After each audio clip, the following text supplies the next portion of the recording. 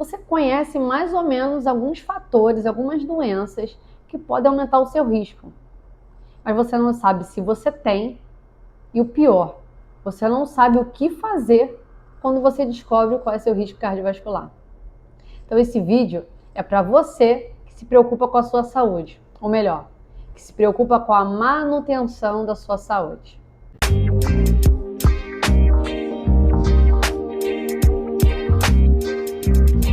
Você já deve ter ouvido falar sobre risco cardiovascular.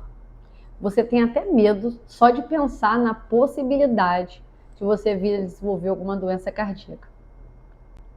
Você conhece mais ou menos alguns fatores, algumas doenças que podem aumentar o seu risco, mas você não sabe se você tem, e o pior, você não sabe o que fazer quando você descobre qual é seu risco cardiovascular. Então esse vídeo é para você que se preocupa com a sua saúde, ou melhor, que se preocupa com a manutenção da sua saúde. Antes de eu mostrar para vocês como a gente calcula o risco, o que a gente faz com esse risco, eu quero que vocês se inscrevam no canal, ativem as notificações e interajam com o conteúdo. Eu preciso da conexão de vocês com o conteúdo, comigo, para que eu veja que isso que eu estou produzindo, esse conteúdo que eu estou produzindo, esteja fazendo sentido na vida de vocês, estejam impactando positivamente na promoção de saúde e prevenção de doenças. Então vamos lá. A cardiologia é como se fosse uma engenharia. Eu aqui no meu consultório, eu me considero como se eu fosse uma engenheira programando, um engenheiro arquiteto programando uma obra, a programação de um planejamento de uma obra. Então como é que o arquiteto junto com o engenheiro planeja a obra? Eles fazem a planta, tem a planta da construção e eles propõem as etapas fazendo o gerenciamento de risco. Então, o que pode dar errado, o que não pode. Então, ele vai tentando minimizar ao máximo as intercorrências, os perigos que acontecem durante uma construção para evitar um problema no futuro. Então, eu como cardiologista sou igualzinho um engenheiro. Eu estou aqui no meu consultório vendo qual é seu risco cardiovascular para poder prever qual gerenciamento dos riscos que eu tenho que fazer para evitar que você, a médio e longo prazo, venha desenvolver uma doença cardíaca. E como é que a gente faz isso? Através da estratificação do risco. Através de calculadoras, a gente calcula, estima o seu risco de vir a desenvolver doenças, geralmente nos próximos 10 anos. As calculadoras geralmente botam essa avaliação de risco nos próximos 5 a 10 anos. Então, através disso, eu consigo identificar qual é o teu risco cardiovascular de desenvolver doenças a médio e longo prazo.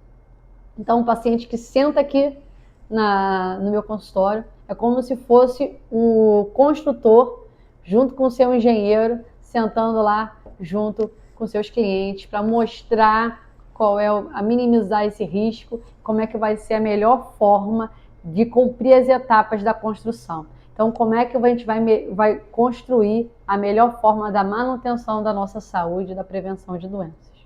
Então, primeira coisa que eu faço, conversar com o paciente, eu tenho que identificar quem é o paciente que está sentado aqui na minha frente.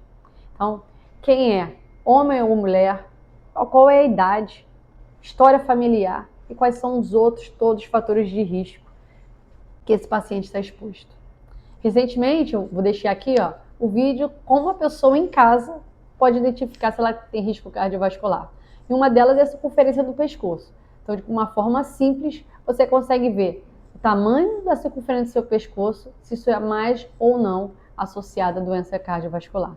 Então, se você tem uma circunferência do pescoço aumentada, você corre para o seu cardiologista, que ele precisa avaliar o seu risco cardiovascular atual e tomar as medidas necessárias para que a gente possa diminuir, minimizar esse risco. Então, pegando essa avaliação inicial, eu preciso saber se essa pessoa tem pressão alta ou não tem, colesterol, glicose, está acima do peso ou não está, qual o tamanho da circunferência abdominal dessa pessoa, está tendo um depósito de gordura nos órgãos, que a gente chama de gordura visceral, isso aumenta os fatores inflamatórios, piora a metabólica, que vai aumentar o risco. Eu preciso saber qual a sua circunferência abdominal. A pessoa fuma ou não fuma, é sedentário ou não é. Então, juntando essas informações, Eu coloco numa calculadora de risco e calculo o risco cardiovascular hoje dessa pessoa. Sabendo que se a pessoa já tem alguma doença cardíaca, ela sempre é risco muito alto. Então, independente se seus fatores de risco estão controlados ou não, o fato dessa pessoa já ter desenvolvido alguma doença, já ter infartado, já ter tido um AVC ou um princípio de AVC, então essa pessoa já é risco cardiovascular muito alto, ela precisa controlar muito bem esses fatores de risco. Então, depois que eu fiz essa avaliação inicial, identifiquei quais são os fatores de risco que ela está exposta, eu vou jogar no score e calcular qual é o risco cardiovascular. Então, geralmente a gente divide o risco cardiovascular em 4: baixo, intermediário, alto e muito alto risco. Então, perante esses 4 cenários, nós temos condutas totalmente diferentes. Então, se eu pego um paciente com baixo risco, quer dizer o quê? Então, se você se identifica como baixo risco, você fala, putz, estou tranquilo, não preciso me preocupar. Então, o risco de eu ter doença cardiovascular é baixo. Ok? Tá, ok. Hoje, seu risco cardiovascular é baixo. Mas se você tiver algumas alterações que não estão adequadas, você, a médio e longo prazo, pode passar de risco baixo para risco intermediário, alto e até desenvolver doença. Então, não quer dizer as pessoas de baixo risco não precisam se preocupar. Então, a pessoa de baixo risco, hoje, as alterações que eu vejo nos seus exames, na sua avaliação clínica, eu tenho tempo para poder aguardar, avaliar a evolução desse controle desses fatores de risco. Então, eu tenho mais tempo, eu estou numa situação mais confortável para acompanhar a evolução desse paciente, se for o caso de modificação do estilo de vida, introdução de exercício, melhora da alimentação, perda de peso. Então, eu tenho tempo para poder tentar controlar esses fatores de risco de uma forma mais calma, em médio e longo prazo. Então, a pessoa hoje é baixo risco, mas ela vai continuar envelhecendo. Então, conforme ela vai envelhecendo, o risco dela vai aumentando. Se os fatores de risco hoje estão controlados, ok. Se não estão, a gente precisa intervir, tá? Então, o baixo risco é isso. A pessoa de baixo risco não está isenta de ter doença, a probabilidade dela é menor, mas se ela vai continuar envelhecendo, esse risco naturalmente vai ficando intermediário e alto, independente dos outros fatores de risco. Por isso que é tão importante a gente controlar o quanto antes, para a gente não ir colocando mais lenha na fogueira. Conforme a gente vai envelhecendo, nosso risco aumenta, eu não quero associar mais fatores de risco para esse risco ir ficando maior, cada vez mais exponencial, tá? Então, perante o paciente de baixo risco é isso. Perante o paciente de risco intermediário e alto, a conduta é totalmente diferente. Então, a probabilidade dessa pessoa ter doença cardiovascular é intermediária ou alta. O que isso quer dizer? Então, qualquer pequena alteração que eu pegue nesses pacientes, a minha conduta tem que ser mais incisiva, tem que ser mais forte e o controle disso tem que ser o mais rápido possível.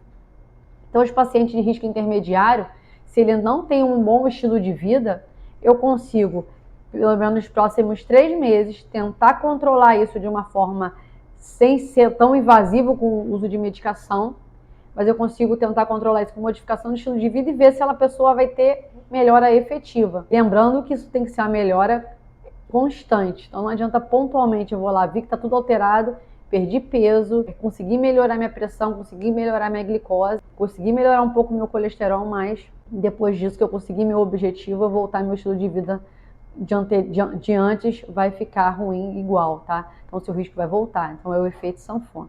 Então, a ideia é a gente modificar definitivamente o estilo de vida. Então, esses pacientes de risco intermediário, eu tenho tempo. Então, vamos tentar modificar o estilo de vida, a gente vê como é que ficam esses fatores de risco, se eu conseguir controlar ou não. E aí, se controlou, ótimo. Então, a gente mantém com esse estilo de vida para a gente transformar isso numa constância, numa disciplina e você obter mais saúde dessa forma. Ou não, se a pessoa não conseguir, pode ser necessário associar a medicação para um melhor controle. Os pacientes de risco alto, não. Muitas vezes a gente não consegue esperar essa modificação do estilo de vida, se faz necessário um controle mais incisivo dessas alterações, porque esse paciente já é um paciente portador de risco alto. Eu preciso controlar esses fatores de risco o mais rápido possível. Muitas vezes eu preciso utilizar medicação.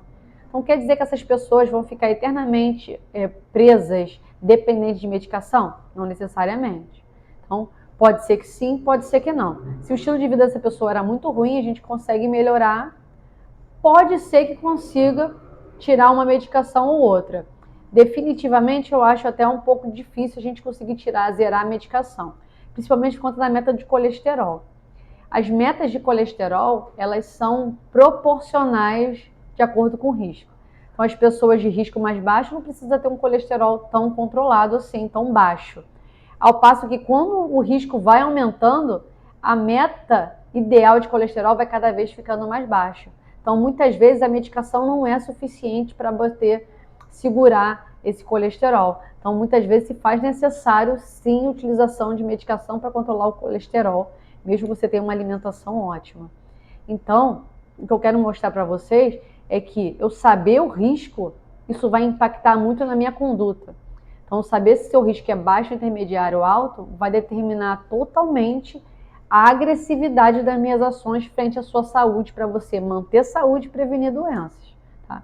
Se você já teve alguma doença, já infartou, já teve algum quadro de AVC, mesmo que leve, tem doença nas pernas, dificuldade de andar por placas de gordura nas artérias das pernas, você precisa ter um controle mais rígido, muito mais rígido, porque você já é portador de doença. Então a gente tenta o quê? Estagnar a doença, que você não venha apresentar novos episódios, tá?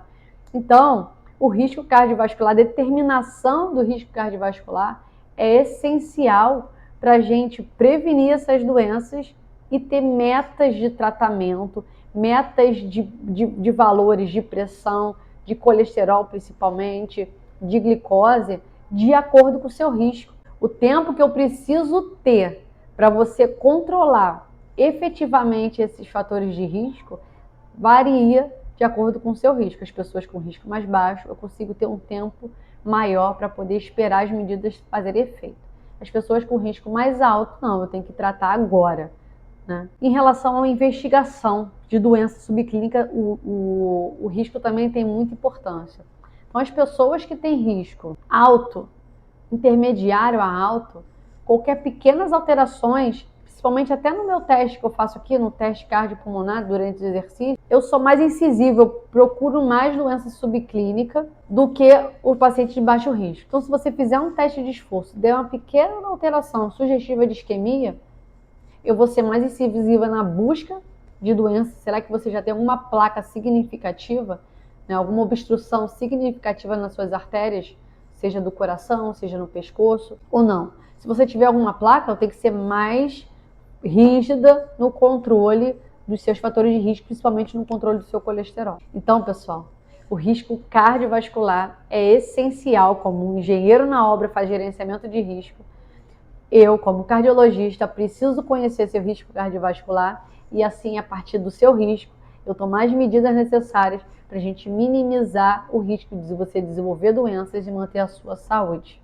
Então, se você curtiu esse vídeo, se esse vídeo fez sentido para você, se inscreva no canal, ative as notificações, assistam os vídeos anteriores sobre circunferência do pescoço, eu contei um pouquinho sobre a minha trajetória.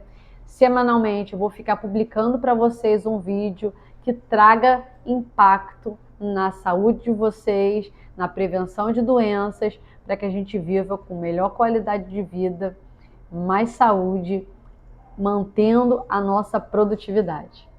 Se inscreva no canal, ative as notificações e até o próximo conteúdo, pessoal.